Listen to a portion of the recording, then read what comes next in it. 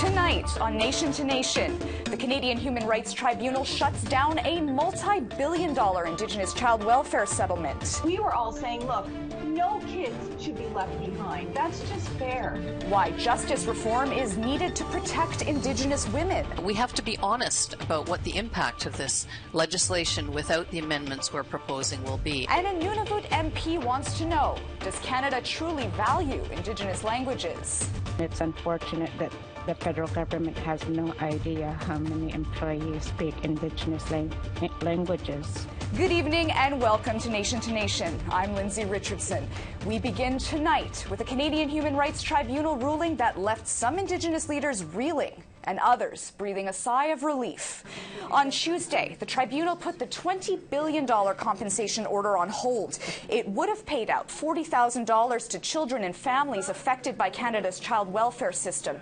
In their summary ruling, the tribunal said they cannot amend the order as requested by both the Assembly of First Nations and the federal government because under the settlement agreement, children transferred into care in another First Nations community would not be eligible for compensation. But when everything was done and the final settlement agreement was inked, it turned out that some children, actually quite a few, who are entitled to $40,000 under the tribunal's order would get zero under the final settlement agreement.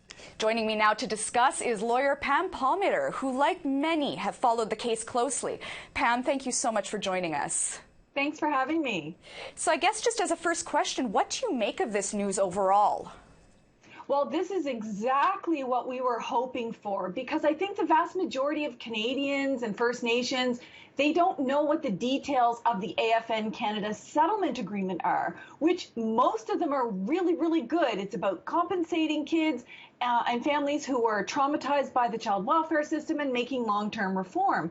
However, there were problematic sections where thousands of children and families would be excluded, and those in particular who won the $40,000 settlement under the Canadian Human Rights Tribunal. And we were all saying, look, no kids should be left behind. That's just fair. Yeah.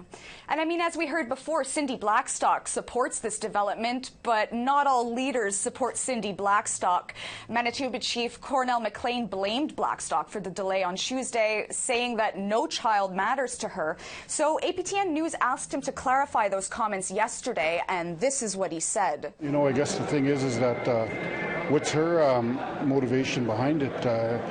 You know, is she looking for more of a bigger or better compensation deal for the First Nation kids? Because, you know, I think right now the kids have been waiting, you know, the young adults and families have been waiting, you know, for the last year since this agreement, you know, has been worked on, and it's been announced, and that, you know, they want to get their hands on some kind of dollars.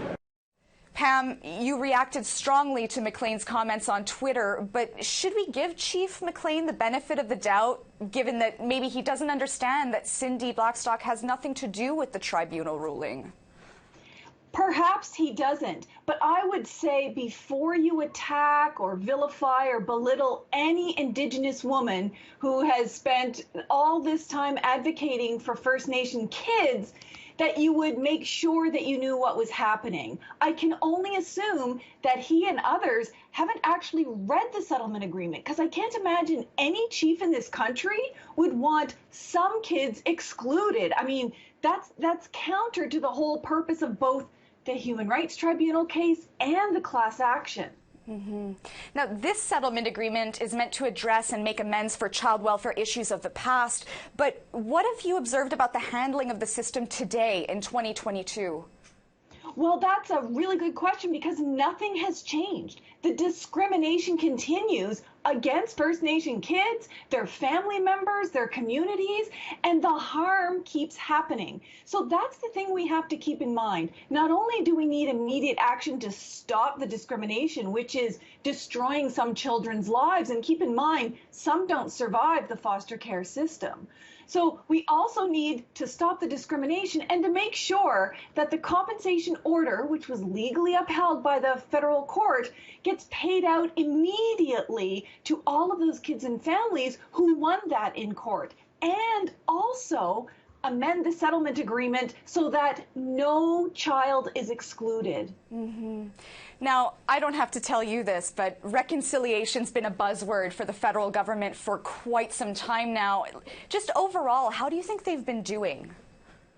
Well, I think if you were to compare it to past governments, they are doing much better, both in terms of political rhetoric, which is only worth so much, and in their actions. The fact that they have come to the table, maybe kicking and screaming, but they've come to the table to negotiate a massive settlement agreement is a positive step. What we have to make sure doesn't happen is that the AFN and Canada don't come up with conditions within that settlement agreement to start excluding a whole bunch of kids and families. So reconciliation is about all of it. You can't have partial or incremental equality and leave some out.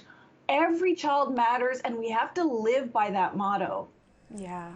Now, again, reconciliation and legislation seem to be doing a dance right now in federal politics, and there is legislation currently making its way through Parliament to create a national council on reconciliation. Your thoughts on that and how effective it might be moving forward? Well, here's the thing. Every step they take towards ending the injustice that is ongoing against First Nations people and making reparations for the damage they've done is good. My concern, however, has always been you can enact tons of legislation, make lots of political statements or agreements in principle, but if there's no substance behind it, then we're not getting to the root of the problem. For example, the Indigenous Languages Act was intended to, empower Indigenous languages, yet there was no money, no budget attached to it. And where are we with that? We don't hear about that. And if you look at every policy issue, that's what's happening across the board. Women have won cases against Canada for sex discrimination in the Indian Act, but they've still failed to register thousands of women and children, nor have they compensated them. So we have a long way to go. Yeah, so many threads in a very complex tapestry overall, and definitely many, many issues to follow. That's all the time we have for today, Pam, but thank you so much for joining us and for your candor. Lovely to have you.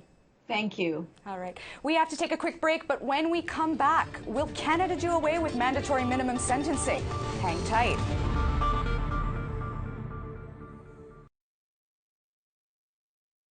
Welcome back. We're moving over now to justice.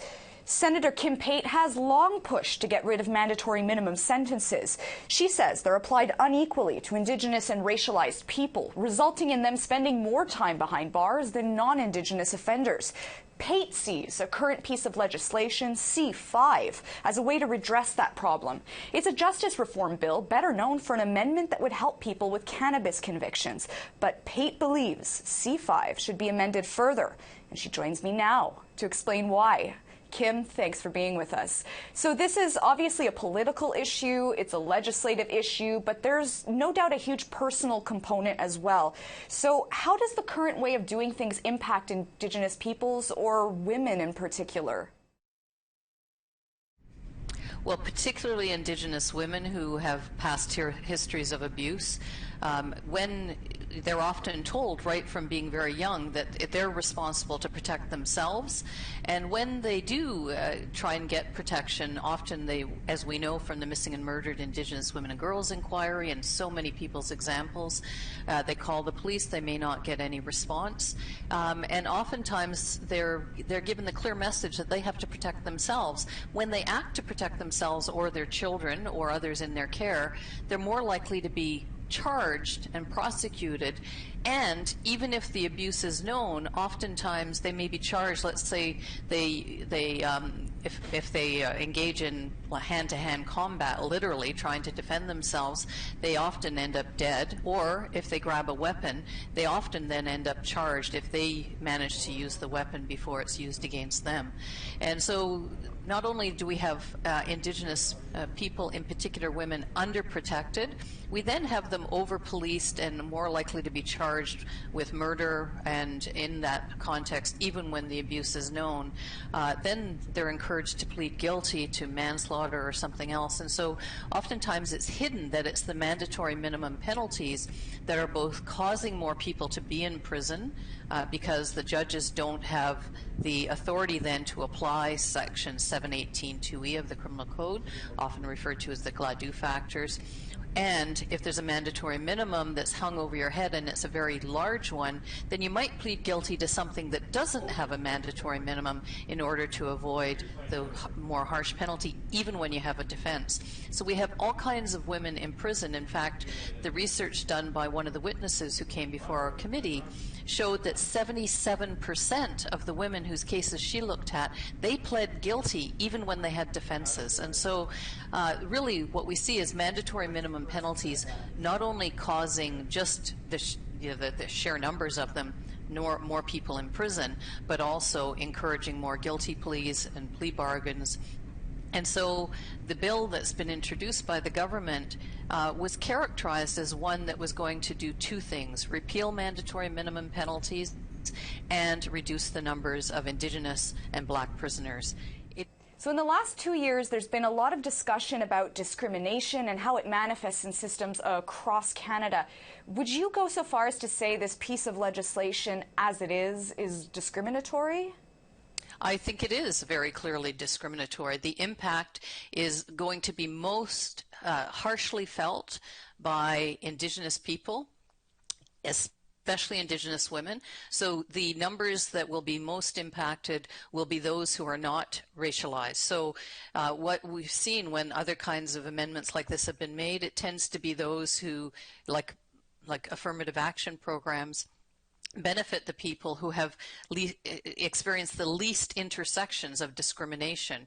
So those who are poor, those who have histories of abuse, those who are residential school survivors, those who have been in the child welfare system, those who have been previously criminalized, are least likely to get the benefit. And so it's really important that we expose that by ensuring that judges have the kind of discretion that the criminal code and the sentencing provisions say they're supposed to have, but the judges are right now not allowed to apply if the penalty carries a mandatory minimum penalty, or if the charge carries a mandatory minimum penalty. And so that's exactly why the Truth and Reconciliation Commission call to action number 32 called for this kind of amendment. It's not an original thought that we're having. It's something that's been recommended by many sentencing commissions, law commissions in the past.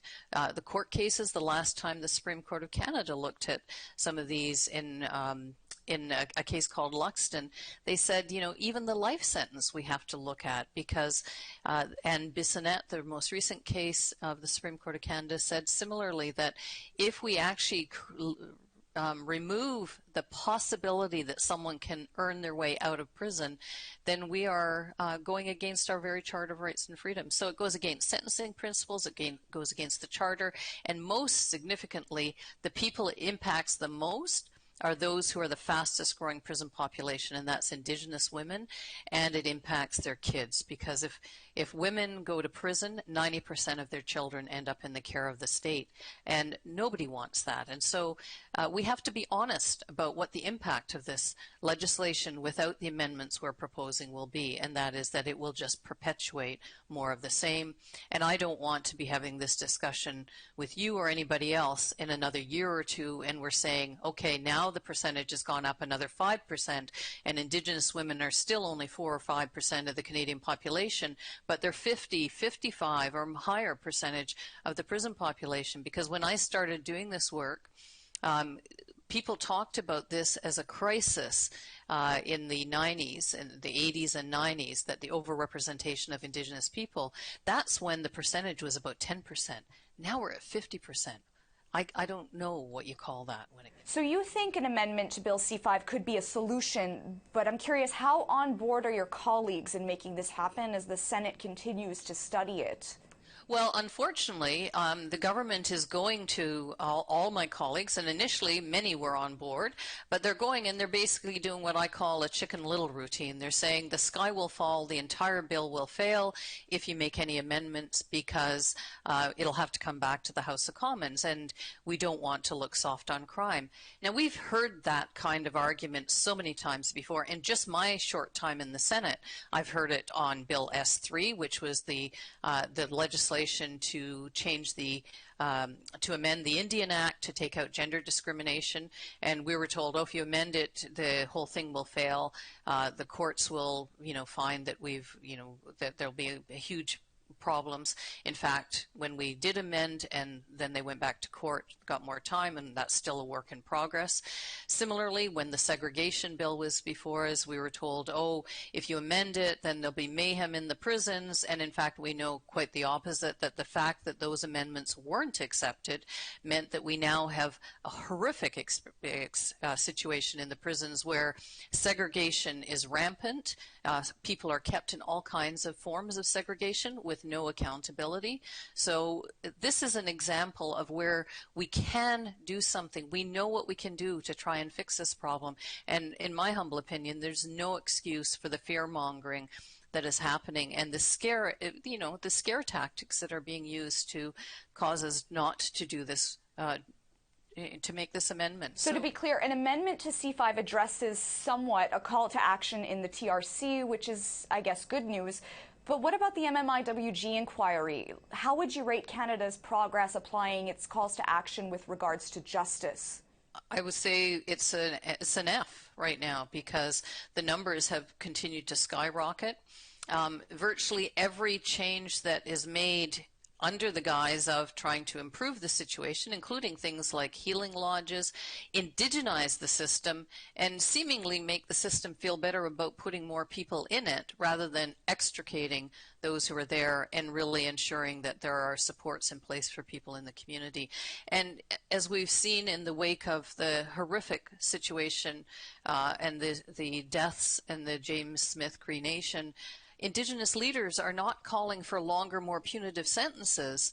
They're actually calling for the kinds of supports in community that would prevent more people from being in prison, not the kinds of measures that are being left in place by this bill unless it's amended. Thank you, Kim, for your time and for your candor today. Lovely to have you.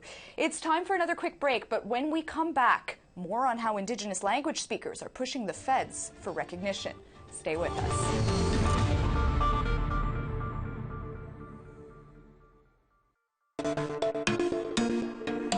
Welcome back.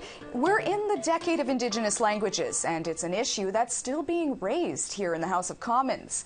NDP Member of Parliament Laurie Idlout is a tireless champion of her language, Inuktitut. When she took the oath to become an MP, she did it in that language. She's used it during question period.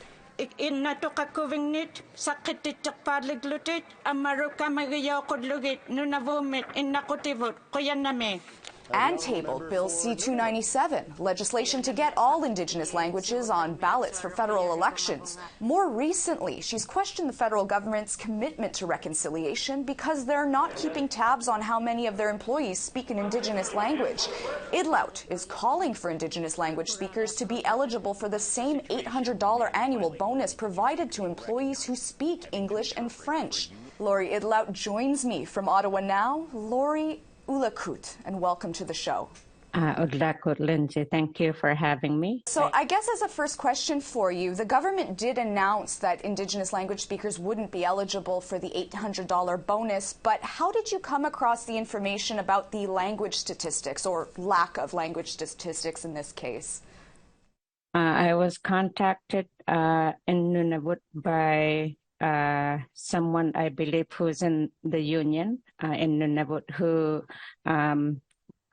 mentioned that they have been working towards negotiations and mentioned that statistics. So it's something that had been advocated for in my writing that I thought is important to also fight for in all of Canada. Mm-hmm. I'm just curious, this lack of data, what kind of message does that send to you? It seems to me to mean that it doesn't matter to the federal government how many Indigenous language speakers there are, especially unfortunately, given how important those service providers are for Indigenous communities. I know that in Nunavut, Inuktitut is still quite prominent, and there are federal employees that I'm sure are being given added roles because they have no choice but to do it. And it's unfortunate that the federal government has no idea how many employees speak Indigenous languages. Mm-hmm. Now, in the last year or so, we've seen a lot of discussion and, quite frankly, controversy after Mary May Simon was appointed Governor General of Canada. Most of that focused on the fact that she doesn't speak fluent French, but she is, as you know, a fluent Inuktitut speaker. I'm curious, what was your reaction to all of that criticism or blowback? It still frustrates me when it's brought by other parties because being bilingual is a unique skill. Being bilingual is important, especially in Canada when we're founded on Indigenous people's lands. So it is only appropriate to be respectful to Indigenous language speakers that are bilingual and to recognize them in the same way that settlers are recognized. Mm-hmm. Now, I guess this lack of data, this controversy, that would constitute bad news. But the good news, I suppose, is that Statistics Canada data shows that Indigenous language proficiency is actually rising among youth. So from your perspective, what more can we do to support youth in language learning and fluency? I've always loved my language, for sure, including language instruction in schools. It is important. And social media plays a huge role in our lives these days. So having more Indigenous language included in social media, in news, in articles, in stories, promoting the use of Indigenous languages is also a great way. The federal government has capacities to collect data. It's not that it's impossible to collect data on how many Indigenous language speakers there are. So it should just go ahead and collect that data so that we could start making sure that we're finding creative ways to protect and promote Indigenous languages in our country. Mm-hmm. I'm glad that you mentioned the point about loving your language, because Inuktitut, I don't speak it, but it is a beautifully complex language. And I just want to know, what about it do you wish other people could understand or connect with more? That it's actually not that difficult to learn. What I always hear from people, from friends, is that Inuktitut is such a difficult language to learn, but it's not. Once you learn root words and that the root words have different ways of being used depending on the prefix or the suffix, you could really actually learn to speak Inuktitut and enjoy it as much as I do. Yes, what a beautiful, beautiful language and a beautiful opportunity for everybody to learn more about it. Laurie, thank you so much for taking the time to speak with us today. That's all I have for you, but we appreciate your input. Lindsay, have a wonderful day. Well, that's all we have for you this week, bringing this episode of Nation to Nation to a close. If you missed any part of tonight's show, you can check it out online or check out our podcasts. Go to aptnnews.ca/podcast. I'm Lindsay Richardson. Thank you for joining us this evening, and until next time.